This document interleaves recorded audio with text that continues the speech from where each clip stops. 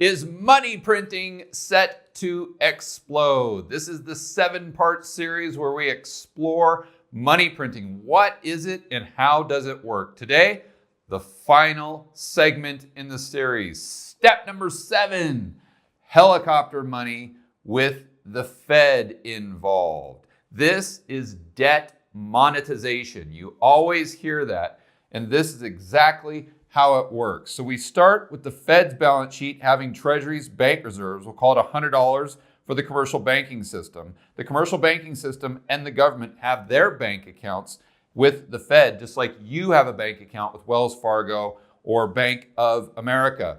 Your drunk, insolvent Uncle Sam has got to buy votes. So the best way to do that is send stimulus checks to millennials. In this case, everyone's favorite, Moody the millennial. So in a shell game with the primary dealer banks, the Fed basically buys the treasuries directly from the government.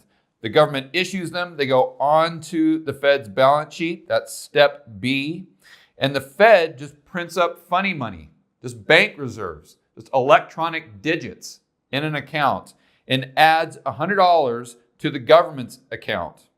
But the government needs to spend that money. Sam has to buy votes. So he sends a stimulus check to Moody. Goes right down here. Moody deposits it in their account. Got to get the pronouns right. So Moody deposits the check into their account, which creates an additional liability for the commercial banking system or an additional deposit.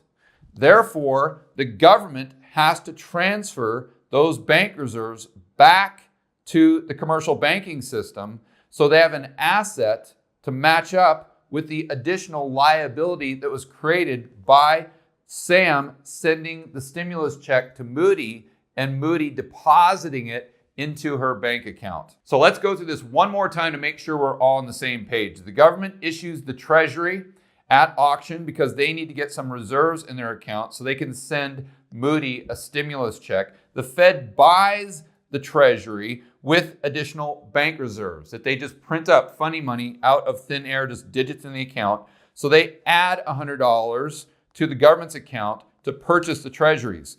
So those treasuries go onto the asset side of their balance sheet. When the check goes out, Moody deposits it into her bank. Then the government transfers the bank reserves that the Fed gave them to the commercial banking system. So now the commercial banking system has an additional deposit, an additional liability, but they also have an additional $100 in bank reserves, so additional assets to match up with the $100 of additional liabilities that they received by Moody depositing the check. So more currency units have been created in the real economy chasing the same amount of goods and services.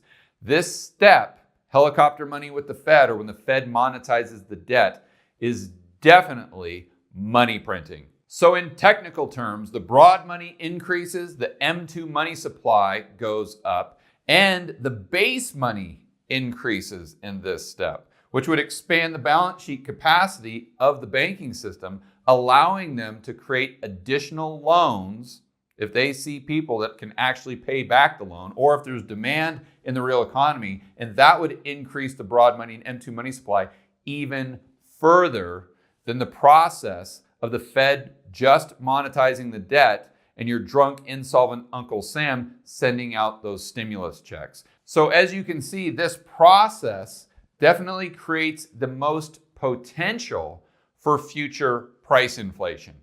For more content that'll help you build wealth and thrive in a world of out-of-control central banks and big governments, check out this playlist right here with all 7 steps of this entire series, and I will see you on the next video.